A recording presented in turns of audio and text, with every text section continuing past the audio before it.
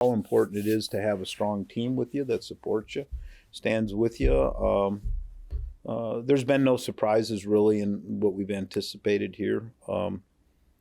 We have the enemies that we expect. We have the problems that we expected. But the importance of having a good team around you can't be overstated.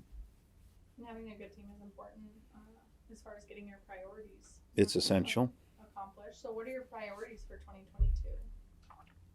Well, first and foremost is the port that needs to get done. It's a huge lift. The good thing is, in a sense, it's a simple problem in that there's nothing that money can't solve here in this. It's a great big, fairly simple project conceptually, but it's a big expensive project to the tune of 1.6 to 1.8 billion dollars. And we need $1 billion of that in hand by third quarter of 2025. So that's probably priority number one. In fact, it certainly is. Dealing effectively and permanently with the homeless issue that we have here. It's a problem. We're making some gains on that, but it needs to be dealt with permanently and effectively.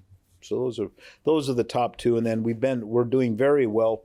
Adam Trombley is doing very well for us down there, advancing the permitting and the building process within the city. We've got some projects coming online. We're real proud of several hotels downtown, which will stimulate construction jobs. Those are all important priorities for your administration. Is that one of the reasons why you took this job? And if so, or if not, why did you want to take this job? Well, I never anticipated that I would leave a very good retirement to come into a political job. I'm not one that's necessarily inclined towards office work. I've been flying airplanes for 42 years, which I love doing. I still do on a smaller scale, non-vocational scale. But I just saw some problems in my city that needed to be fixed. I think we were clearly going, and it sounds like a campaign theme, but we were going in the wrong direction, and we needed to fix that. I thought I had the skill set and the belief set to turn that around, and quite frankly, after 6 months, I think we are. We've got a lot more to do, but I think we've done quite well so far. So how do you think that we get Anchorage going again and in the right new direction? Well, it's the priorities.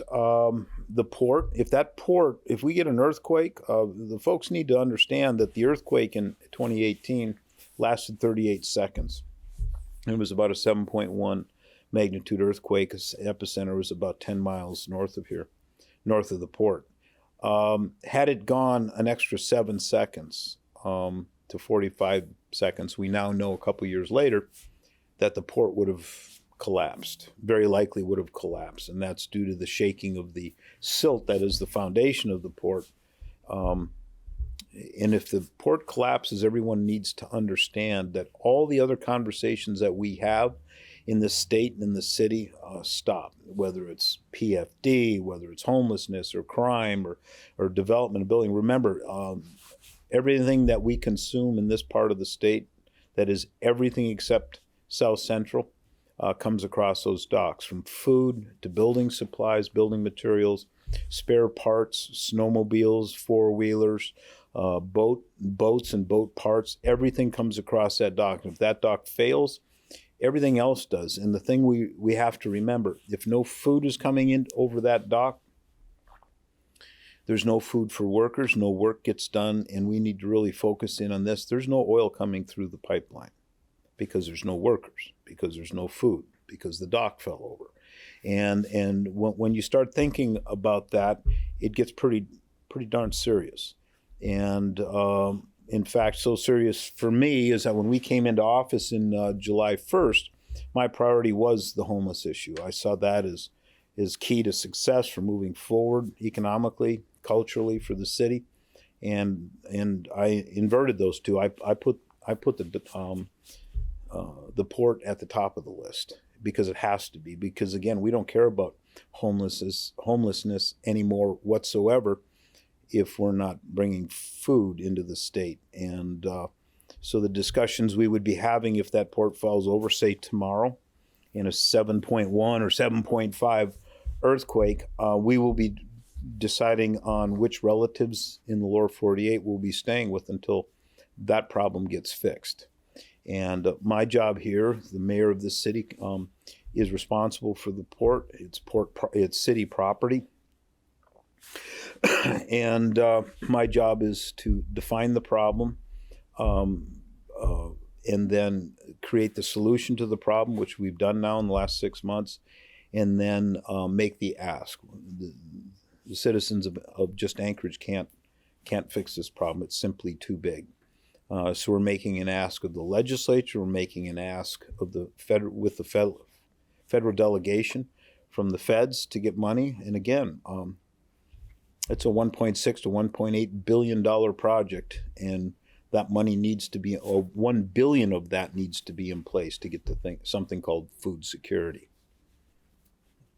Well, it's great to hear that we're on the path to fixing the port. And I had heard that you mentioned homelessness was one of your second priority. What is your plan for homelessness in Anchorage?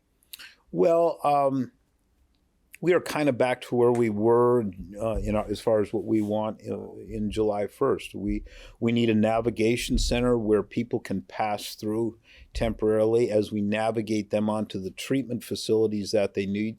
We know that roughly 80% of the homeless people in the city are subject to drug, alcohol, and psychiatric problems. We need to treat them.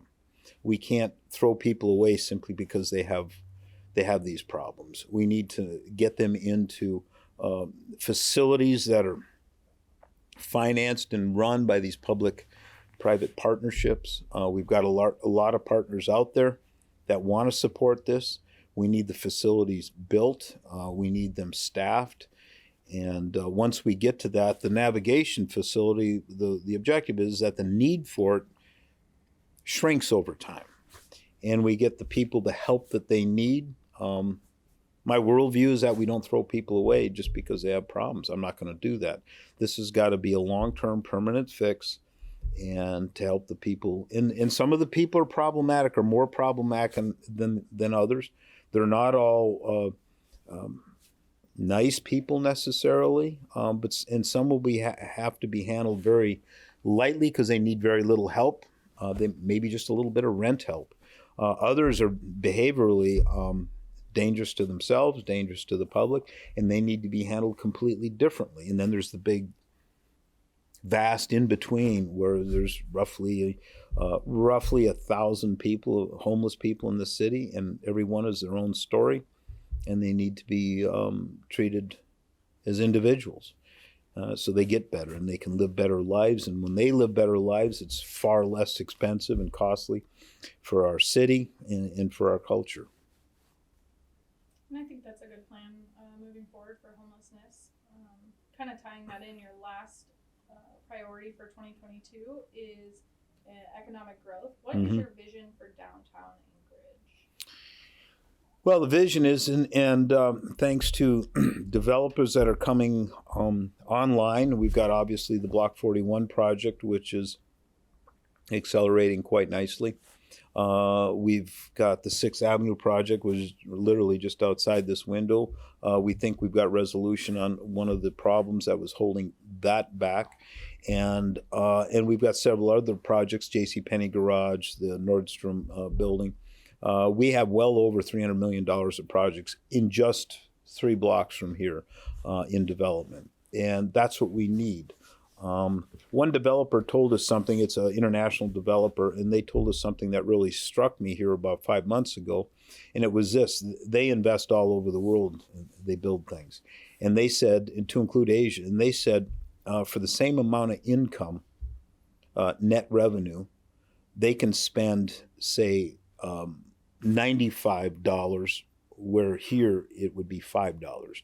So the net return is exponentially greater here. And that struck me. So, I mean, we need to stimulate that kind of construction.